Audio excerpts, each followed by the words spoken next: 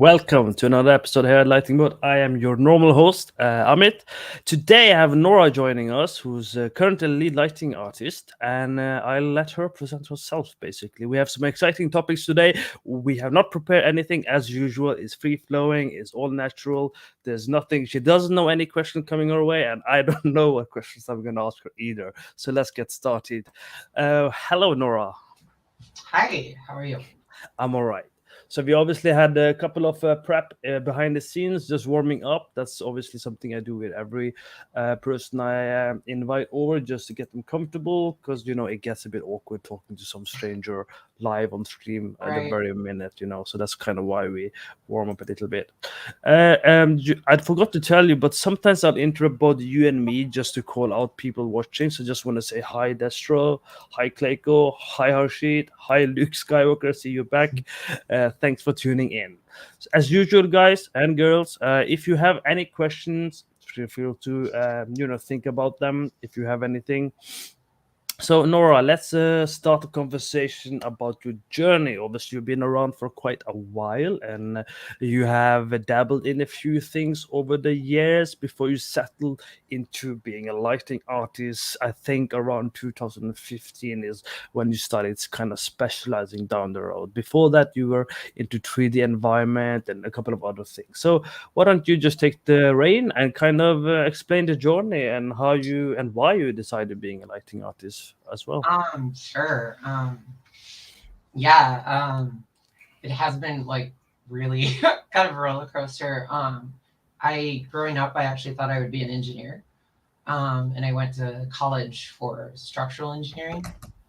And within like the first year at university, I was just not really happy with it. And I didn't really like the culture or like the industry and things like that.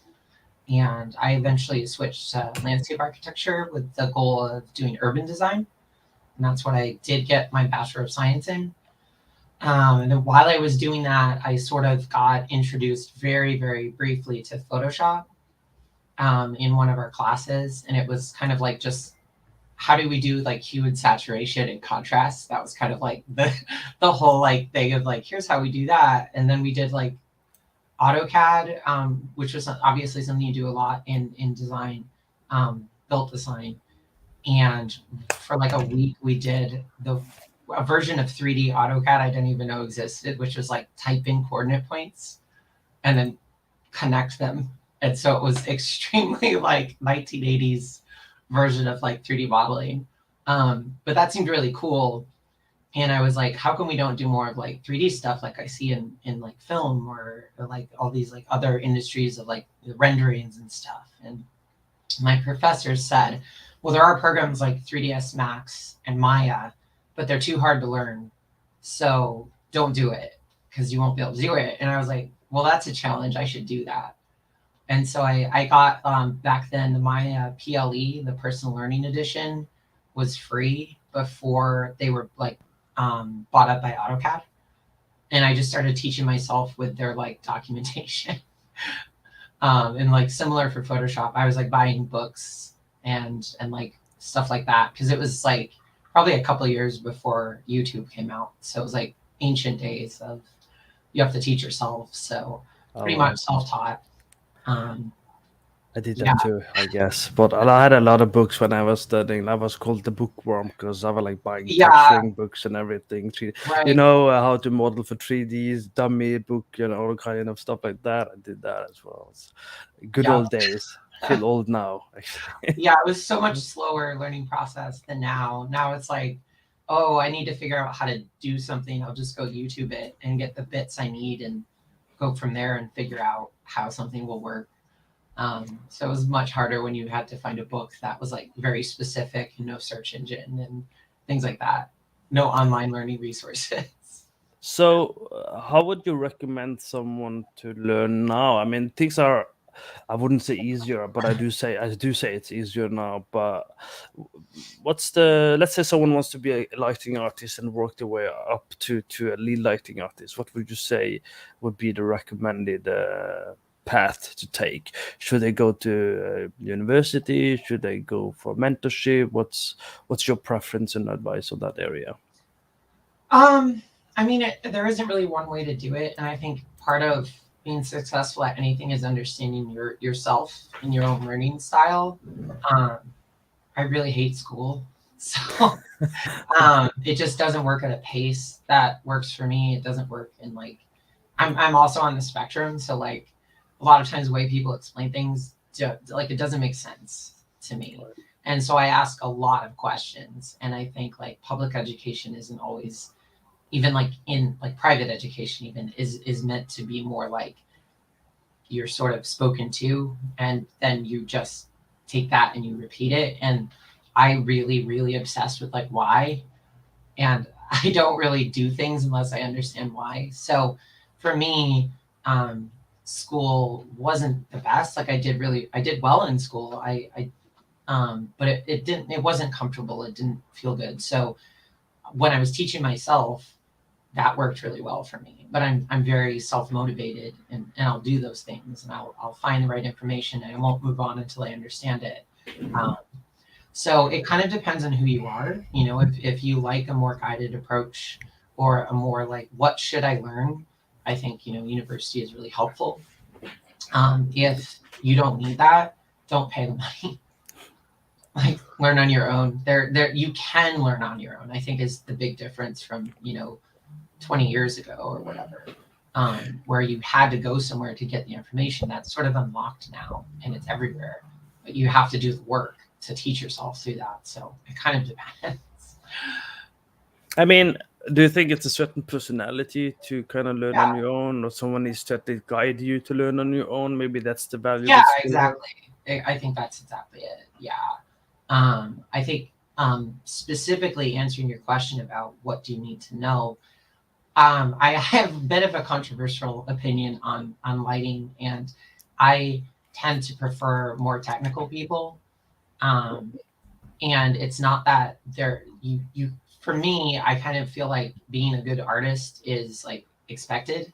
It's like you just have to do that. It's not even like, but that isn't what I look for in like hiring of like, okay, you're a good artist, because games are not made the same, and they're not made the way the engine that, especially if you're using like UE4 or Unity or any of the other like off the shelf engines. Your game won't just use those, especially in AAA. You're going to have so many complex things that the engine wasn't designed for. You might have tooling to make it, but you really need to be able to adapt and have a really good understanding technically also of other, like at least some level of understanding of other people's disciplines and how things work. Because typically, if something doesn't look right or people can't figure out how to make something look a certain way, they go to lighting and they're like, oh, it's the lighting's fault. And Makes sense. there's a whole range of, and it depends on the studio you're in. I do know a lot of people who have started at studios that they have a very defined pipeline. They've made a game before, like the studio knows what they're doing, and they can add some people, on a more entry level to be good artists, and they can come from all sorts of backgrounds. Um, but in a lot of projects, or if you want to go up this sort of chain more into senior and lead, you just start finding the necessity of knowing a lot more and being able to problem solve technically how to get a look, how to fix things that don't look a certain way.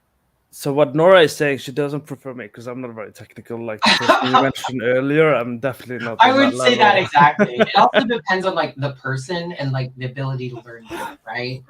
Yeah, And a lot of it is also, again, it's like people can be in those positions, but there's going to be a point where like, are you going to be uncomfortable in a position because you're being asked to do something that's outside of your area of expertise? And I think especially if again, if the team is established and you have a lot, like it's all like the technical stuff is done and you can bring people in and be like, make cool art, you're a good artist, that works. If you're in a stage where it's like we're making a new IP, or we're like changing how we do our game, or we're changing generations, hardware is different, software, when it gets complex, or when there's questions, when it isn't done, then lighting often is like the people who are tapped for. We don't know why something looks a certain way, or we don't know how to get something to a certain way, and we need it to run. that's often the department that does that. And we also just see a lot of the game that a lot of people don't, because everything is lit, everything is rendered. Yeah. So you see a lot of the game that other people don't. So you end up getting a broader picture of what's happening. And if you can, figure out better ways to do things before it gets far down the pipeline, or you see problems that might pop up, you kind of have to be able to speak to all those people and have something meaningful and true to say about it. And you work with engineering a lot too, as well, to develop tools and pipelines and processes and figure out performance. So if you can communicate with both art and engineering, it's just, you're really unlocked to do your job. And I think for me, that's kind of what I'm getting at, is it helps you be the best you can be, and it helps you be able to flow in and out of what just happens as a necessity in your job, rather than if you're like, I only do art, that's like not a problem unless it becomes a problem, I guess. And that's kind of a personal thing, are you So okay into that? so if someone wants to be a lead lighting artist, would you say they had to be very technical or more technical than the people who are senior and junior or intermediate, or what's your thought process from your point of view, obviously? I think it's helpful. I think it only makes you better at your job. I mean, that's the main reason I've tried to keep being more technical, and why I took tech art jobs and things around lighting, rendering, and look development, was because I ended up in even if it was unofficial, I ended up in leadership positions, on things like, Nora, what do we do? How would we make this happen? And that was just arising out of being a lighter, or one of the few lighters, or, it's like, something looks weird, who do we talk to? And there would be this weird area of engineering doesn't know how to make art. So they're like, well, I don't know, I have a tool and the tool does what I need it to do, but I don't know what I should do to make the tool different. And then art's like, I don't like how this looks, but I don't know how we technically make that work. And so, very early on, after I left, especially after I left Turn 10, where it was very the pipeline's done and it's pretty straightforward. The way the game, it's a very straightforward game. So if you follow the rules, you'll do a good job. But when you start trying to do something, even there, when we had things like the tools weren't set up to do, then what do you do? It's like, we can't have this weird lighting in the tunnel. The tools aren't working the way we intend them to. What do you do? And so very quickly that became I wasn't there was no one was gonna solve the problem. I was the only person there, and it's like you what do? You call Nora, obviously. You call Nora. You either learn and figure it out and talk to other people and learn from the bits of knowledge you need from the experts in specific fields, or you just sit there and you're like, I guess it'll look bad. That's not a good look for you. So yeah, that's my experience. Interesting. I have a question for you, and everyone else, you can also ask questions, and I'll pick them as we go. Clayco asked, what kind of work did you do for Riot Games? Did you light in cinematics or for the video game? I actually didn't work on anything that's come out or that is been implemented. I can say what I was working on, because ultimately that was decided no. And I was working more in, we weren't under R&D officially, because that's a specific department which is focused specifically on new games. Top secret. Which is some of the games that are out now that people know about were under R&D for a long time. Valorant was developed initially in R&D, and then it grew out of that. So I was working on a team that was, I would say, more doing R&D in terms of how things work at the studio. So I was hired to work on a project that was in development for a while, and then the week I got hired, it got canceled. Oh. And so a lot of us on that team, we were like, do you guys want to stay? Do you want to go somewhere else? What do you want to do? And since I was just hired, I was like, no, I'll stay. I want a job. And kind of they had a need. They realized we need to update how we make things, especially the art pipeline, um, especially for older games like League, which are effectively all hand painted. Like they make a really rough model of the artist, and then they're all like master painters, all of the 3D artists, Oh, wow. and then they paint everything. They paint Right. all of the textures. It's all flat albedo. I mean, it's not even albedo. It's like it's just a diffuse. It's a color, and they paint the lighting. They paint everything. There's now a little bit of like point lights. You can add a couple in the level, but there's not really shadowing. So it's a very slow process. It looks cool, but it's very slow. And then there was also questions of there's so much going on at Riot. Again, I won't go into, but there's a lot going on at Riot, and League is, you know, with like Arcane and like the IP and the world of Runeterra that League takes place in. There's a lot to be mined there. Right. And there's a lot of different media and game types and stuff that could happen. How do we make sure all those things feel like they're in the same universe? So myself and then another tech artist who focused on materials, and then a senior character artist, were tasked with like, how do we do this in a modern way? How do we unify our work? Can we make things look the same even if they're on different game engines with different techniques? Can we make things look like Arcane in real time? Things like that. The answer is always yes, right? The answer is always yes, we can. Yeah. So we were working on those kinds of things. Like how do we would get like dropped into different games, try out different things within their game, try out different things like, okay, can we render something in Unity, Unreal, Maya, and this engine that doesn't do any lighting, and can we make them all look the same, like indistinguishable? And we were doing that.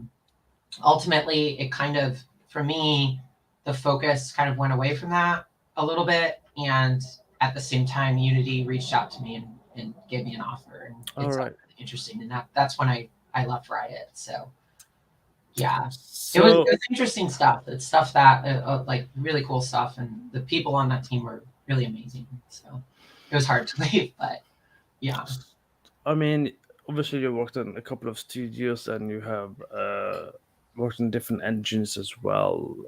Do you have a preference, or doesn't it really matter to you? Because it sounds like you're pretty technical, skilled as well. So maybe it's easier for you than very artsy lighting artists to kind of navigate through different engines and deal with things. Yeah, it's like I think the preference I have is more on the lines of like, what does the engine let you do? I'm not a coder. Like I can blueprint, I'm pretty good with math, and I can figure stuff out if I have tools. So if there's visual scripting, I'll probably be okay. Like I can figure out what to get what I want, and then if it's more complex things, I'll let an engineer do that. I think like for me in general, also because I work with a lot of, I work with artists a lot, I really want the engine to be able to be intuitive. So less for me and more for my teams. And when it's not as intuitive, or if it's set up in a way that is sort of doing things that aren't like recognizable or standard, like it might work, but if it's not something that artists can kind of move into, and like, oh, I've done something like this before, I know how like a shader graph kind of works, or I know how to like use a material viewer or something like that. If it's like outside of those norms, it can be really hard. So yeah, I mean, it's hard to say. My favorite engine I've actually used, like this is very broadly saying, so is the Insomniac engine. Oh, really? It took a lot from Unreal, but tailored it to a lot of Insomniac's games, especially the open world games. So it's very easy for people who work in Unreal to go to. It worked pretty nicely for that. But it also is tailored to the types of games Insomniac's making, like the big open world stuff, which was not great for VR, which is what I worked on when I was at Insomniac. But it's still a really it's a fairly intuitive engine. So what's the difference working with VR and normal and open world and single player? I see you've done as well, pre-production, trailer, demo. Compared to VR, is it just more technical, the frame rate you have to pay attention to, or would you say there's other challenges maybe people should be aware of, basically? Yeah, I mean, performance is even more important than on console. It's not quite as bad as mobile, but it's like you're kind of developing with similar thoughts. Like you want to be as performant as possible, but the challenge is you're expected to be even more like high fidelity. So it's like we want something to look like at least like a console game, but kind of what you're left with after 90 frames per second is like the performance of something like a really high-end mobile device. Right. And this is also, mind you, like 4 years ago. So this was like G1, Oculus Rift, which were like past that, and now the Quest is like almost matching that, and you can like tether it to a PC. So I can't speak to how things are right now, but with frame rate, with your resolutions that you have to output to each eye, there's a lot of performance stuff. And there's, it's very, again, it's one of those things where it's like, I can't just light a game the way the engine's designed. And especially it was true at Insomniac because there was no baked lighting. And you can't have like all real-time lighting in VR. And the way we did bake lighting was like with spherical harmonics, which is great for indirect, but it's really bad for direct. You can't get light shaping. You can't you get blobs of color if you're trying to use it for static lighting. And so it was a lot of like, okay, now I'm going to make stencils, like emissive stencils that look like light cones. I'm going to stick those to walls because I can't make a baked light do that. And then like really getting into like having lights fade on and off at certain distances, at angles when they're not looking at the camera, even if like the cone is like touching the corner of your lens, well, there's not enough of that light. So it was just a lot of like, you really had to like think outside the box for me to get what we were looking for target wise in our games. We wanted it to look like an Insomniac game and keep that quality bar that's expected of Insomniac, both visually and gameplay, while working in something like we had never, like the company hadn't worked on like that low of performance kind of, right? It was like going back. That makes sense. It's pretty interesting. Yeah, I mean, it was a really good experience overall though. I use a lot of cookies in the current project and the current studio to just because I can't really have shadow casting, so you have to make all the cookies, so just get the shape and form basically. Right, make a shadow. And the thing is, even like taking those learnings to something like Jedi Fallen Order, we were being asked to do very specific things that were very expensive. If you just did them like you would, like what the engine wanted you to do. Like it's not, there's a difference between doing a portfolio piece that you post online and you can do anything. And it's like, oh my God, it's so beautiful, to shipping a game on an Xbox One. It's very different. So in order to get that look of like, well, the art directors want this. And, Star Wars fans expect this. You have to like make new ways of doing things, right? Like I quite enjoyed the game as well. So it's like you have to dig into you're always digging into how do I do something cheaper, but make it look just as good as not cheaper.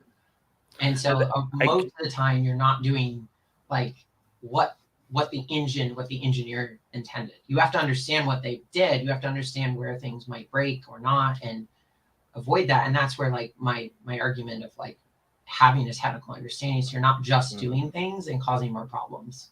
Right. Makes sense. In this case, I personally depend on my graphics programmer and to do it for me. Yeah. But I normally have like the idea and I can explain and communicate it, but I can't actually sit down and implement it myself. I need someone who is a specialist in that area to kind of put it into practice, and then I test it, and that's kind of how I work. But so I definitely not as tech savvy as you or your other friend we talked about. What is your favorite? You can't mention the current job, or you can't mention the current. Is it unannounced title either, which is unannounced? Yeah, I've had the last like 3 years have been like stuff that I can't talk about. So let's talk about your favorite project, I suppose, that you worked with or on over the years. What would you say is your favorite? And you can have any reason. It could be that you learn a lot. It could be the team. It could be the culture. It could be any reason you give it. Yeah, I think actually my favorite project, and it'll be because of like everything like sum together the whole experience was actually the second year of working on the Unspoken in VR for Insomniac.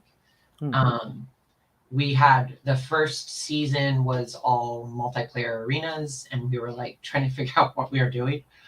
And then the second year was like a short single player game. And at that point, like we had figured out what we were doing. I was given a lot more leeway with like the look and like just determining what we were doing. And it was fun. It was really challenging. And I'm just really proud of like we could pull that off in VR, like in the circumstance, like within the circumstances, and like like I said, the engine's not made for VR, so we made a completely different type of game on a completely different type of hardware for something that like it shouldn't have been able to do it for multiple ways. So I think that, and I learned so much. Like that's where I started visual scripting. I started getting into shaders. I did the skyboxes. I did some effects. So it was like I grew a lot on that. And overall, like the team was just really great. A lot of really good people, and there wasn't a lot of conflict. Sometimes you're on a game and there's like it feels like there's a lot of conflict internally, and that game didn't really feel like politics that. And stuff like that. Right. So it was like just a generally good experience overall, which is very nice. We'll get back to that as well after we ask another question from Harshit Sinha. We have a lot of Indians in our community, mainly because I am purposely attracting a third world country, because average third world country, they earn like $600, $900 to $1,200 per month, so they can't really afford education to learn these things. So we are trying to deal with this by giving them some free information, free content. Awesome. So Harshit has a question. What resources would you suggest to someone who's getting into lighting to improve their technical skills? Now, you might want to answer it, or you might want to answer it later because it's resources after all, or you might want to point out something you can remember from the top of your head. No, I can start addressing it. I think the two most important things is that you start researching about like lighting and photography in real life. Like honestly, like seriously, go on Wikipedia for exposure and go on that rabbit thread. Like it's actually a really great place because like people don't really, a lot of lighters I know don't really understand what exposure is. And they don't really understand the difference between like lumen, lux, candelas per square meters. They're very different things. They talk about different things. They have relationships that are mathematical. And I think like really just learning sort of like the book smarts a little bit, and then like understanding how those things play together is a huge boon to the rest of your career, because with PBR, it's all based on those principles.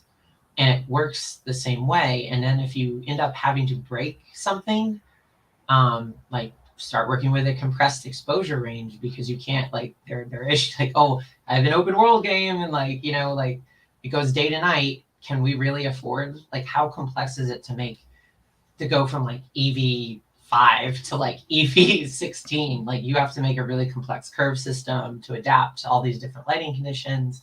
So you might want to compress it. Well, what does that mean? You know, there's stuff like that. The other side of it on sort of the more digital only side, in a sense, is understanding PBR and what it's doing, and like what are the different maps, what is, you know, learning the difference between like diffuser reflectance and specular reflectance, and what is like subsurface scattering, and you know, what is roughness actually simulating, how does it do that. Algorithmic's great for that. I guess they're now just Adobe. I keep forgetting that. But like on the Substance website, they have like PBR. They have like 2, I think, documents they update every year. If you can like really understand those, you're going to be able to immediately solve a lot of problems. And it's not as technical as you think. It's conceptual. Like if you can understand the concepts, you understand why something is looking a certain way. And it's not just magic. And it's not just like, ooh, I'll just fiddle with this. The faster you can learn to not fiddle, the better you'll be. When you make intelligent decisions and intentional decisions rather than fiddling. And I think that's a big change. That's true. yeah, from just like, well, I can make something look good eventually, and I can kind of get it to run, but will it take you, a week or two rather than a day or two, because I I think I could count on one hand, not including you in this case, but if I could, because I want to keep it on one hand. But so if we not include you, I can count on one hand people who I know for sure understand exposure and materials on like a very fundamental, deep level, that they're not fiddling, so to Mhm. speak. Because I think I've noticed as well over time that a lot of lighting artists do not actually comprehend and understand it on a deep level. I nag Sorab a lot because he's commenting now on the chat, so that's why I'm mentioning him a lot Well, I kept about this telling him game. that when I was mentoring him. I'm like, no, you need to like understand this, and you will do very well. And he does now, which is great. And Sorab, who's also a moderator at Lighting Board Hands, he's saying, I've heard Lighting Board is a great source for technical lighting I've heard resources. that too. And that's all because of one of the people, one of the reasons is because Sorab hangs around there. It's not nothing to do with me, I can tell you that much. So yeah, I think it's definitely something because I'm still trying to comprehend it actually myself, and like on a serious level I'm trying to do it also because I make tutorials. I need to Yeah. understand it first before I make it, but I do have like people like Sorop and another friend named Sander who Mhm. was a very technical as well. I have different people who look through everything and correct it, and then I learn it and then I pass it on basically. So That's how you I learn. so I think it is. I think I agree with you that it is something we underestimate a lot, especially with the new type of games coming, 24/7, real time cycle, and all these things. I think you need to be able to comprehend it a lot more. Actually, um, Yeah, and it's interesting too because it's funny. Like lighting is like what lighting is in a game is still not really deeply understood by most of the game industry, AAA game industry that you would expect everyone knows. Like the game industry is full of super smart, super talented people, but we're a lot less put together than you think we are from the outside. And this is one of the areas when things switch to kind of PBR, kind of mm, after. I think the first game that used it was on PS3, was Dontnod's Remember Me. And I actually worked with their engineer who kind of implemented PBR at Unity. He's one of the head graphics engineers. right. Um, and once that happened, and then into the last generation of Xbox One and PS4, there wasn't really a like come to Jesus moment on how big of a change that was. Like people still operated in the old ways, Mm, and they're painting lighting information into albedo maps, and like what is an albedo, like and then some engines are using diffusers and specular, some are just right. using roughness, some are using, and they're different, you do things differently in those different ways, and we're still kind of getting to a point where people understand how to use that, and then that dramatically changed the role of lighting in a game. I would say this is my personal observation. I'm not saying I'm right, but I've noticed over the few years being a lighting artist because I used to be a level designer first and producer Okay. first, so I have a completely different background than most lighting artists in that sense. One thing I've noticed is even though you have talented 3D artists, modelers, and everything, as a lighting artist, you should still have a good fundamental knowledge to spot if they do something incorrectly that is ruining or affecting the lighting. Because Yes, you end up being a bit of an unofficial art director, yeah, and pipeline person, and I think the industry is. I've seen it a lot more in the last like 3 or 4 years where that's starting to become expected. It's like, oh, okay, well, we need to be more careful about lighters that we hire, especially if we're building teams. Like, if we're building teams, we need to have a person who can direct that type of thing, mm, because I mean, a great example is, and I've had this on many, many projects in the last few years, where there is an art directive to like, we want X to be more saturated. And if lighting isn't there, what will happen is they'll go change the albedo, and they'll saturate the albedo more. And then all of a sudden I'll be working and be like, why is the red like exploding? Like, and it's now we're in a place where it's more about what is the best way to get to the final pixel color, rather than so to do that, you might change bits of parts of assets and in the pipeline, and where to, it's making decisions about what is the best way to make that more saturated. What is the best way to get this type of look? It might be in shading, it might be in texture, it might be in, a ton of different things, lights, it might be color grade. There's a lot of different ways. And so, yeah, and it used to not be like that. It used to be people just put lights in the game, and you were given a number of lights, and that's it. And that's what you do. And it's really not that anymore. I mean, directing the best way to get something. During my day job, we use Unity engine, not the Uh-huh. Unreal engine, and it's something I tell my artist, 3D artist that I work with, that don't use the tint to change the color when I ask you to correct the albedo, the gray scale, or the value if it's too dark or too bright, because that has some problems when I do my lighting anyway. And I went through the whole game, and I saw that before I joined, that the albedo tint was the solution all the time. I said, no, don't do that. Go fix the texture. Go fix the texture itself. Don't just do the quick cheating method. You can build in a tint control, but you have to have the math to fix the problem with the tint. Because exactly. Tint is changing number values, right? And it's changing multiple values if you're working in RGB.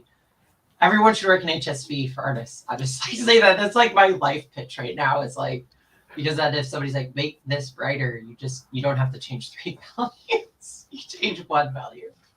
That's true.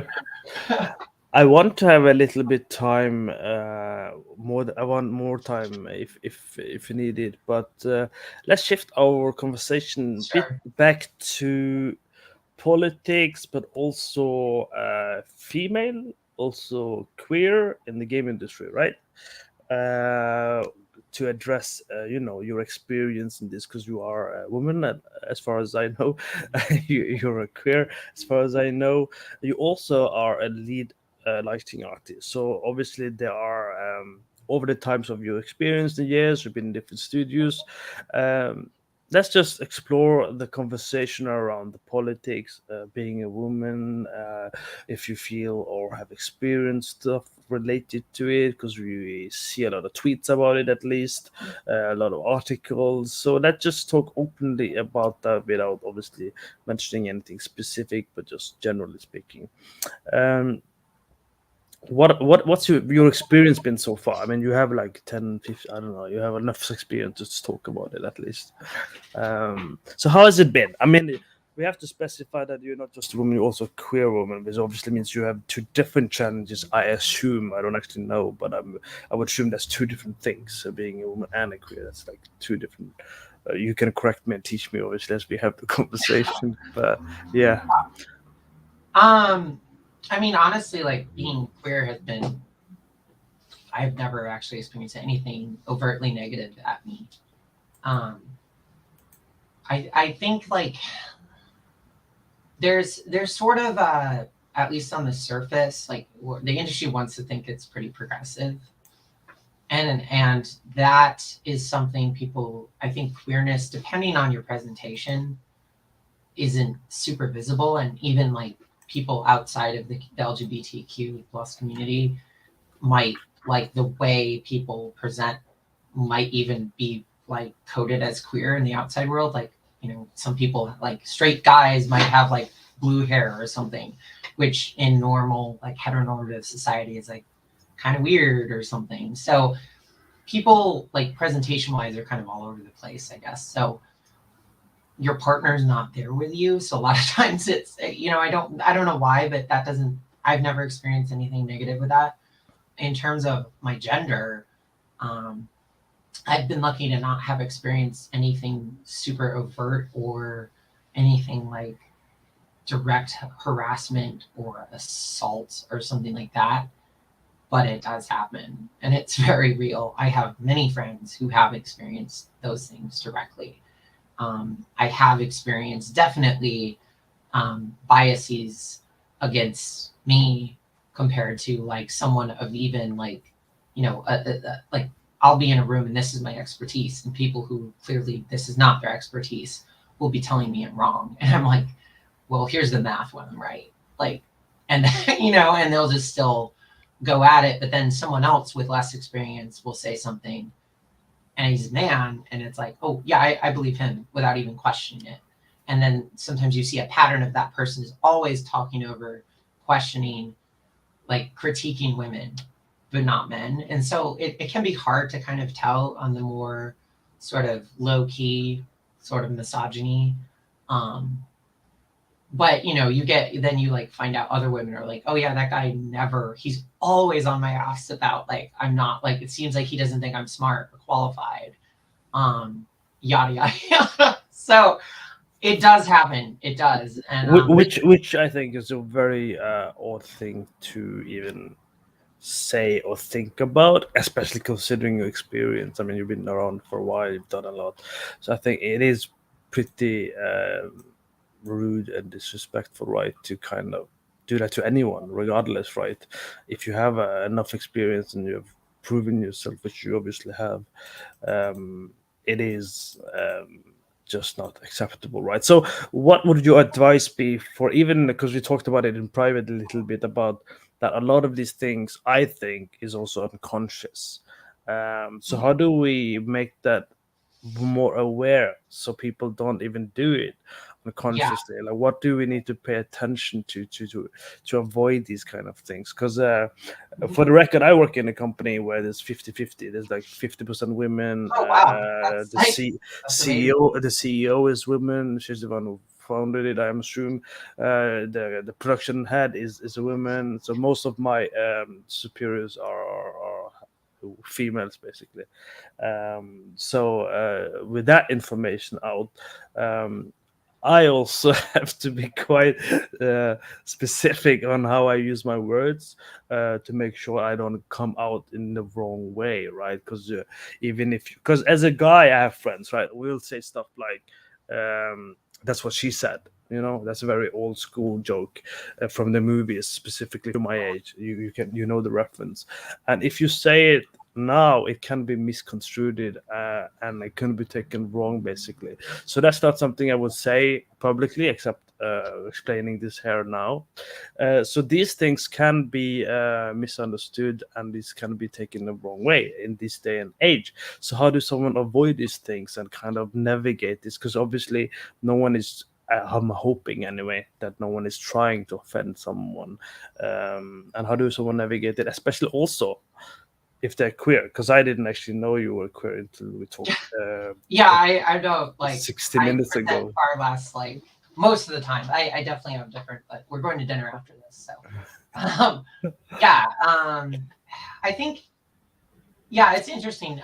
To start, I think there, a lot of times I do hear men say like, well, we talk like this with our friends, and then we don't mean anything by it, and then we might say it at work. And I think it's interesting because like my friends and I who are women, like we're filthy when we talk when we're together. But like, is it really like men and women are speaking differently, or is it we're not being professional?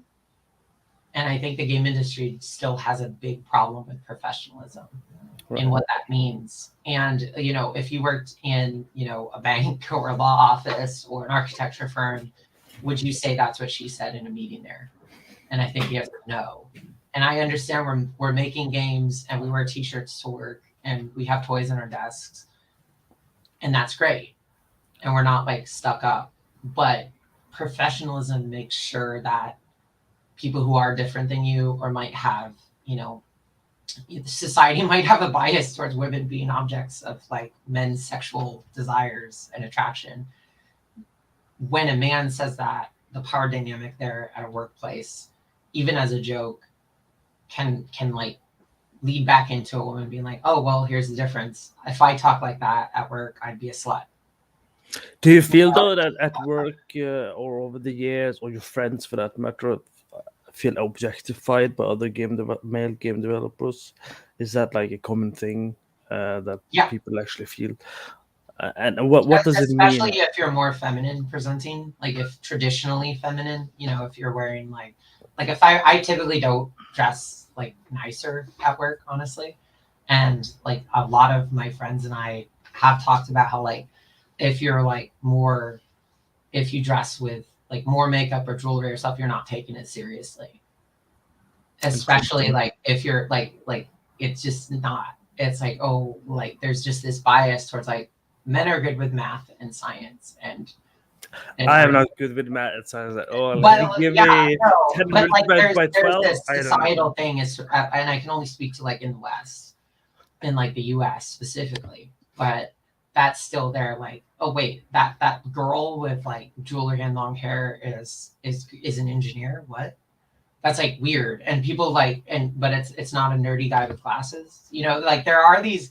Even if people don't realize it, you see it happening. And I've even had like I have a friend who is very, very, very feminine and wears like dresses and all like jewelry and looks like she's going out to dinner with her boyfriend when she goes to work.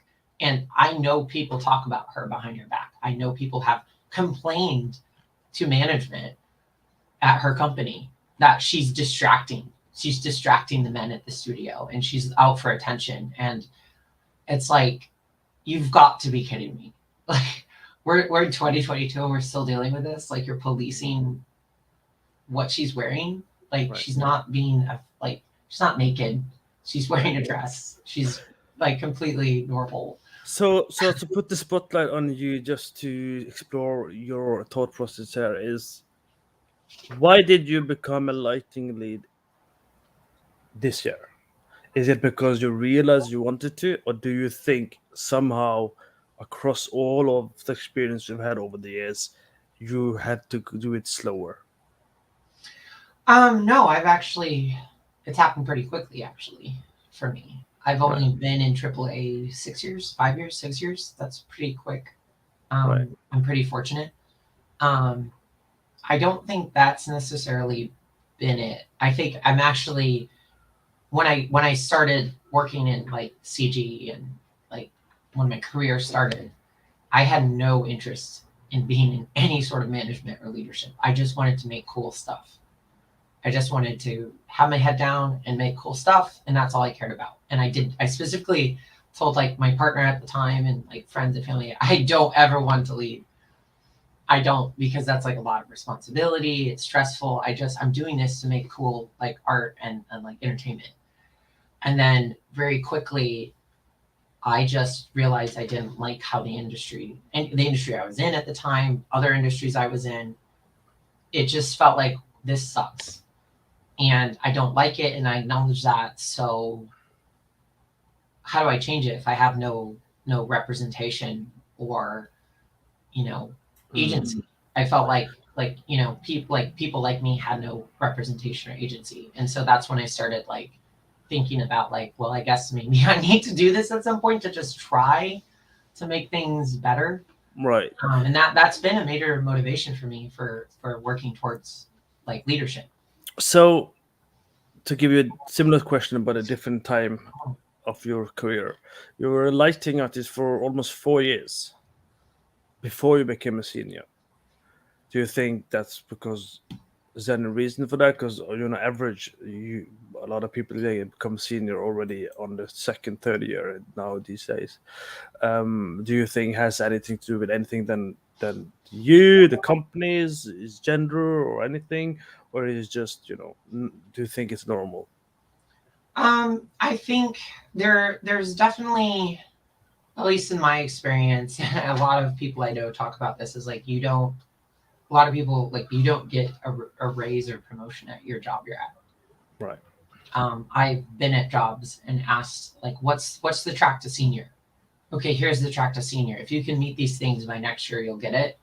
And then I'm like, check, check, check, check. I'm here, and they're like, okay, well, let's talk about what things you can do that so you'll be a senior next year. And it's like, wait a second. And I've seen this with people of all sorts of genders, not just women. I've seen men deal with this. I've seen non-binary people deal with this, and I think there's there's So, still a lot of bias toward like the average worker in games, the average non-lead, non-management person can be in a pretty rough spot so I for. would say I agree with the fact that my observation is it's a game industry thing that you kind of feel you have to jump from industry to industry. That's my It can be like that observation too. sometimes. Yeah. Um, okay. So you think that's also the case in your case, that you were trying to do something in one company, you wanted to stay there, but then you just figure it's probably easier just to jump from studio to studio until someone gives you the opportunity, basically. Yeah, and I think most of my last few jobs I didn't apply for. Hmm. And when I got a senior position, um, I think I was just offered that. So it was like, wait, I'm here, and you won't give me that. I even applied when so one of my jobs I was reached out to. I didn't apply for it, and said we think you would be a good senior lighter. After I did the interview, they said they wanted to hire me. Then I was called 2 weeks later and told we don't want you to be a senior. We have another person who we want to be senior. We'll still hire you, but we want you to be just mid-level. And it was like, okay. And I have massive respect for the person that they gave the senior title to. But when we were working at the same time, I was like, why can't we both have that title? I'm like, we're like co-doing most of this. And like, I'm training people. I trained seniors. Seniors came in and I was training and they were referring to me. And it was like, and then when I would bring that up, it's like, well, not during production. We're not going to change your title during production. We have so much to do. Let's talk about that later. And there's a whole bunch of things that could be happening. There's also things behind the scenes that you don't know about. There's budgets. There's like, like publishers and often like corporate really wants to keep a very tight budget on pay Right. to maximize profit. And so it's a lot of times it's a lot of work for a studio to go up and ask for more money for people there. And I think sometimes the mentality is, but you already have them. And there is at times a feeling of like you're replaceable. And so it's like, oh, well, we have thousands of people in the industry who do that job. Let's just grab someone else will do it. And I think we're starting to realize that's not the case as much. Like individual people are important, and there's like there's knowledge that those people have.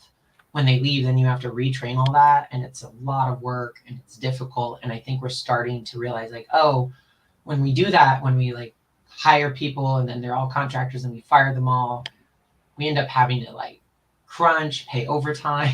You know what I mean? Like it actually does turn into like financially not the best decision. And I think there's starting to be a trend of more and more companies realizing like the value of their people. And I Right. think I've been seeing that change a bit in the last few years. And as a queer, have you noticed any differences according to non-queer people or guys in general, or do people not know, professionally speaking, that you are queer? Because I probably never know myself when I'm working, it's because I don't really pay Yeah. attention to I it, nor mean, do I ask. people know because I talk about my girlfriend a lot. And Right. I have an ex-wife and like my son has two moms. So like it comes up because I talk about my life. I really haven't felt anything negative about that. I think where the industry has problem with the community is more in the representation in the products we make. And the same for women. Like we're really bad at it. We're still like doing the same old things, and then when it's tried to be fixed, I feel I could say from experience, like there's sort of a half-hearted, like, oh, we want the community to tell us about what we're doing wrong, and then you have women and queer people tell you what isn't working and how to fix it. And this is where I think a lot of the conflict I've had has actually been in. It's like you asked for our opinion, you asked for feedback, we're giving it to you, and there's like this almost visceral like negative reaction to hearing about it. It's like I want you to tell me what I'm doing wrong, but I don't actually want to be told I'm doing wrong. I want to be told I'm doing a good job. And so that's like where I've had like the weirdest circumstances of like, entire groups of a community, like a resource group at different companies coming Right. forward and saying, here's where we're off our mark. Here's how we can fix it. and then basically being either blown off or like major pushback from people who aren't in that community. And it's like you actually have to not just have people talk at you to be represented. We have to have agency. And if we say this is what we need, and I've seen this for, across like people of color, people, women, queer community, trans community. It's like all these groups are like, we have groups, we have like things that are supposed to like the company sets up for you, and it's like, please talk to us, and then you talk to them, and they're like, okay, thanks, great, bye bye, thanks for talking, we heard you, and then it just keeps going on, and that's frustrating. That seems to happen a lot. So, we don't have a lot of time left according to what we agreed on. This is 1 hour, but I'm gonna ask at least one last question. Yeah, for sure. And if anyone else has some more questions, feel free to ask. So you are a lead now, right? Yeah. A woman, a lead, Yeah. and a queer. So what are you doing in your position of, I would say, some power, some influence, some responsibility? So are you doing something differently to kind of deal with these challenges that you have experienced, your friends are experiencing?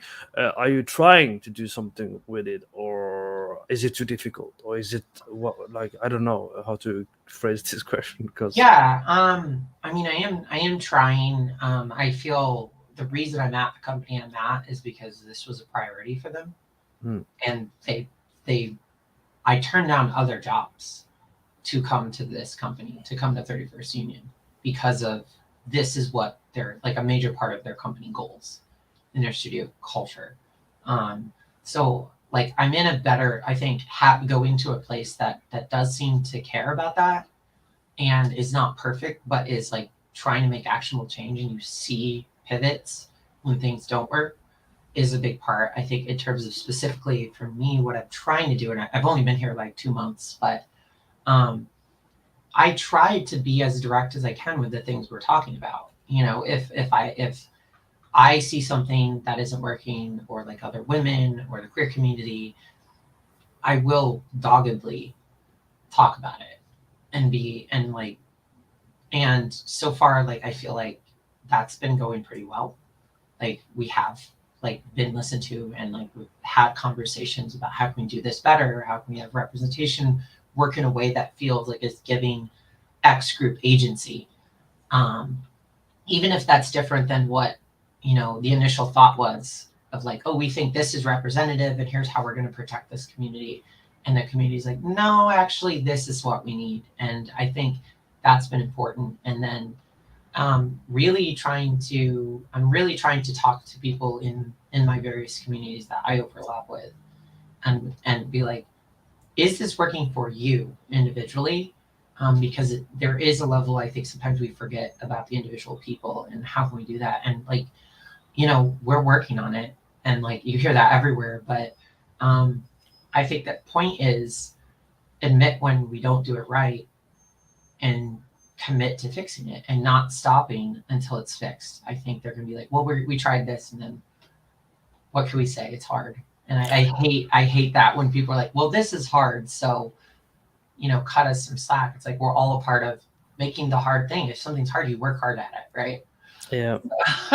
Would you say it's harder though, like in this day and age making games? Would you say it's people are more sensitive to different things, therefore it is harder to cater to different people who then identify to different, I don't know, labels or whatever you want to call it? Do you think that it makes it harder to be a game developer in this day and age, to be slower and kind of, because I noticed that in some of the projects that I work with, and without going into details, that we Yeah. removed content because it was related to color, and as a person of color I didn't react on it, but the people who Right. were not colored were Yeah, reacting on it. there is definitely a fear from, I'll just say it, straight white cis men.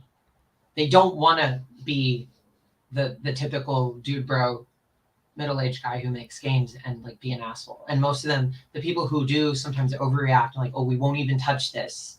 We won't. We're sorry we put a woman on the cover of Battlefield 1 or whatever. there's a fear of what the backlash will look like. There's a bit of an overreaction instead of, I think, digging more deeply into the community of the people you have there who can help you. Like, I'm sure, you have someone of a certain group that can give you representation advice rather than guess. And yeah, it's harder to do a good job than it is to do not a good job or not even address something, right? So yeah, to be fair, it's hard. This hasn't been something that's been like given attention to before. So it's new territory and we're going to mess up. And like, if you mess up, just admit you mess up. People are much, I think, more, when you take responsibility, people are much quicker to forgive than if you mess up or don't. It's just as bad to be like, oh, we have no people of color in our game because we don't want to have to deal with we might offend someone, than it is to try, mess up, and then admit you're wrong. That's my perspective.